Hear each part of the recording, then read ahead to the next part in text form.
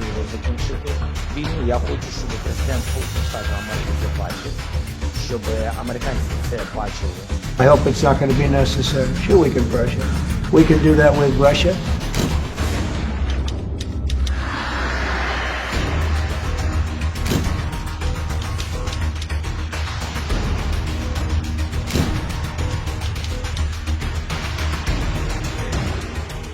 अमेरिकी राष्ट्रपति Donald Trump 3 साल से भी अधिक समय से चल रहे युद्ध को खत्म करना चाहते हैं और उन्होंने यूक्रेनी राष्ट्रपति ज़ेलेंस्की पर बातचीत में शामिल होने का दबाव बनाया है। व्हाइट हाउस में तनावपूर्ण बैठक के दौरान ज़ेलेंस्की और ट्रंप के बीच तीखी बहस के कुछ दिनों बाद अमेरिकी मदद पर रोक लगाई गई। पिछले महीने ओवल ऑफिस में हुए कांड के बाद राष्ट्रपति ट्रंप के रुख में यूक्रेनी राष्ट्रपति ज़ेलेंस्की को लेकर काफी बदलाव आया है। अमेरिका ने यूक्रेन को सैन्य सहायता और खुफिया जानकारी देने को फिर से मंजूरी दे दी है। इतना ही नहीं बल्कि यूक्रेन और रूस के बीच चल रहे युद्ध को खत्म करने के लिए अमेरिका ने एक नया प्रस्ताव रखा है। अमेरिकी राष्ट्रपति डोनाल्ड ट्रंप ने कहा है कि उनके अधिकारी रूस जा रहे हैं, जहां 30 दिन के युद्ध विराम पर चर्चा होगी। इस प्रस्ताव को यूक्रेन का समर्थन भी मिल गया है। यूक्रेन ने अमेरिका के इस युद्ध विराम प्रस्ताव को मील का पत्थर वार्ता कहा है। मंगलवार को सऊदी अरब के जेद्दा में 8 घंटे तक बातचीत चली, जिसके बाद यूक्रेन ने कहा कि वो इस प्रस्ताव का समर्थन करेगा। इसके साथ ही यूक्रेन के राष्ट्रपति ज़ेलेंस्की ने कहा कि यह युद्ध रोकने के लिए पहला सकारात्मक संदेश है।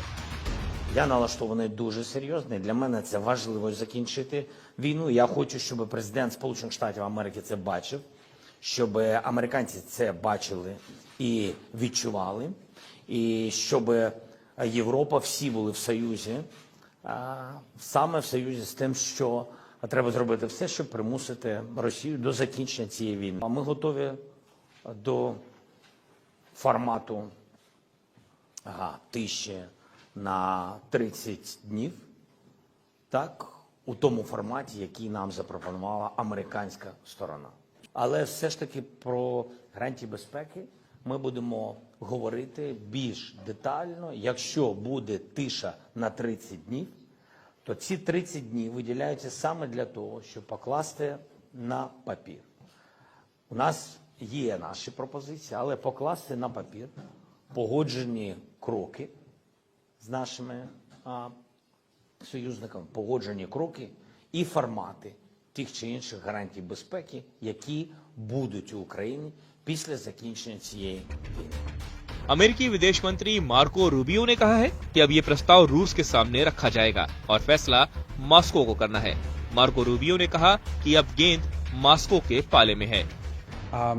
Today we made an offer that the Ukrainians have accepted, which is to enter into a ceasefire and into immediate negotiations to end this conflict in a way that's enduring and sustainable and accounts for their interests, their security, their ability to prosper as a nation. Hopefully we'll take this offer now to the Russians, and we hope that they'll say yes, that they'll say yes to peace. The ball is now in their court. Wants the war to end, and I think today Ukraine has taken a concrete step in that regard. We hope the Russians will reciprocate. अब आपको पहले बताते हैं कि America के शांति समझौते के प्रस्ताव में क्या-क्या बातें रखी गई हैं। अमेरिका चाहता है कि रूस और यूक्रेन के बीच 30 दिनों के लिए युद्ध विराम लागू किया जाए। जब सीज फायर की मियाद पूरी हो जाए तो दोनों पक्षों की सहमति से इसे आगे बढ़ाया जाए। इस युद्ध विराम के दौरान मिसाइल, ड्रोन और बम हमले पूरी तरह बंद रहेंगे। युद्ध के दौरान बंदी बनाए गए नागरिकों और सैनिकों की अदला बदली होगी। जबरन रूस ले जाए गए यूक्रेनी बच्चों को वापस लाने पर भी चर्चा होगी। And we will sit with Putin and stop the war. Only in this case I'm ready to meet, not in other compromises platforms. लेकिन अमेरिका के इस प्रस्ताव को लेकर राष्ट्रपति ट्रंप के तेवर से दुनिया में हलचल मच गई है। दरअसल कल तक यूक्रेन पर बरसने और भड़कने वाले ट्रंप के सुर रूस को लेकर अचानक से क्यों बदल गए? जब ट्रंप से रूस को लेकर सवाल किया गया तो ट्रंप ने कहा कि अगर रूस शांति वार्ता से पीछे हटता है तो अमेरिका उसके खिलाफ बहुत बुरा कर सकता है। Full ceasefire if it kicks in, but we have to see. It's up to Russia now. But we've had a good relationship with both parties, actually, and we'll see. We'll be knowing people are going to Russia right now as we speak, and hopefully we can get a ceasefire from Russia. And if we do, I think that would be 80% of the way to getting this horrible bloodbath finished. It's a bloodbath is taking place over there. We haven't spoken to him yet with substance, because we just found out and we just were able to get Ukraine to agree. So we're going to know very soon. I've gotten some positive messages, but a positive message means nothing. This is a very serious situation. This is a situation that could lead to World War III. And Biden should have never let it happen. उन्होंने ये भी कहा कि America के पास रूस पर आर्थिक दबाव डालने के कई तरीके हैं, लेकिन उनका असली मकसद शांति स्थापित करना है। I hope it's not going to be necessary. Sure, we can pressure. We can do that with Russia. Remember this, Russia took Georgia from Bush, right? They took Crimea from a man named Obama, Barack Hussein Obama, right? They tried to take the whole thing from Biden. They're going for the whole ball of wax.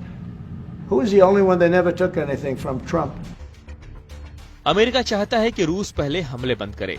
अमेरिकी विदेश मंत्री Rubio ने कहा है कि अगर रूस बातचीत नहीं करता है तो अमेरिका के पास और भी विकल्प हैं, लेकिन वहीं रूस ने अमेरिका के सामने कुछ शर्तें रखी हैं। रूस की शर्तें वही पुरानी हैं जिनकी वजह से जंग भड़की और रूस ने यूक्रेन पर हमला किया।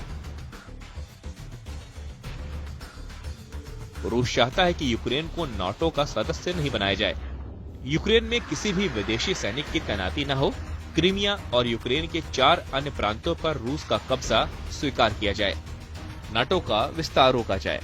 रूस ने अब तक किसी भी प्रकार के युद्ध विराम पर सहमति नहीं दी है। राष्ट्रपति पुतिन पहले भी कह चुके हैं कि रूस केवल तभी किसी शांति समझौते को स्वीकार करेगा जब उसके हितों की गारंटी दी जाएगी। साथ ही रूस का कहना है कि अगर अमेरिका सीधे बात नहीं करेगा तो कोई समझौता नहीं होगा।